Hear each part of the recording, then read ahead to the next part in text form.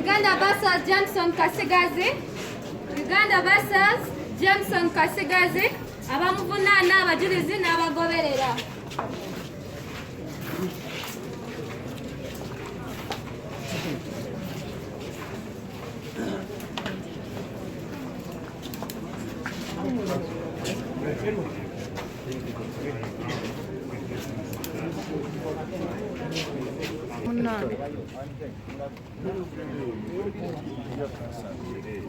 Nkutamamu. Ngena maliza kuwampa de kanso. Kanso linda. Obuse. Wasi yenye kamera ya mabula kisimbe ndio neba nyumba. nchuza wote. Twende kanso.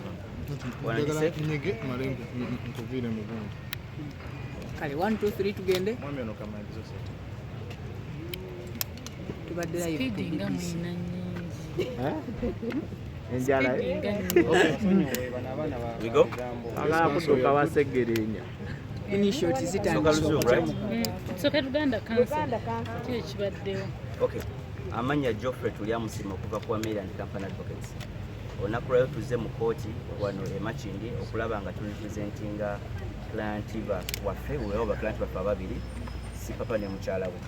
Twafuna instructions last week olunaku lwayo tujja mu kooti. Emisango gimuggulibwako giwerako ng'etaano weewaawe wakati w'ena n'etaano naye bwe tuzze olunaku lwayo tutegeeza kooti nti guno mulundi gwakusatu okulaba nga fayiro eno ejja.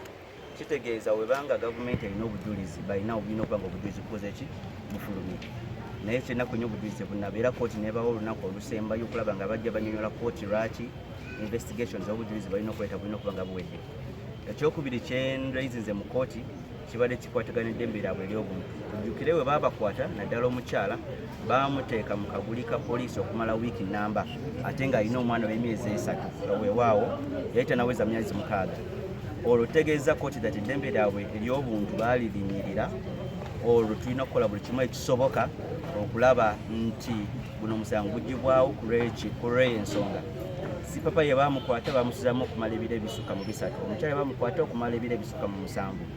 Kati ebyo byonna tugitegeeza omulamuzi mbu tugenda kubitegeka tumala obitegeka application nga tumaze ogikola tujja gireeta mwano kooti oba kooti yonna okulaba nga babayimbula mbagirawo. Munnamateeka oli bwe yagendera ng'agamba nti omusibe talina ssente gwe bakukozeeko.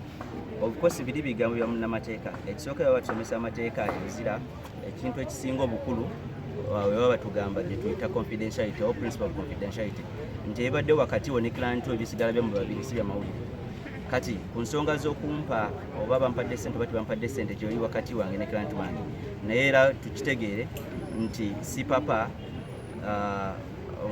ne mukyala we nti ekisinga obukulu kwene essaawa si ssente naye beetaaga eddembe lyabwe ery'obuntu nga teriddamu kulinyizibwa.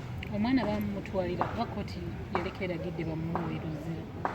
Singa omwana bamutwala singa abadde naye leero naye tebalina batugenda kifolowingako ku lw'ensonga w'osibirayo omukyala n'omwana pase olinga akikoze oba eddembe ly'omukyala obanga olirinyirire kitegeeza n'eryomwana oba olirinyirire kozi maama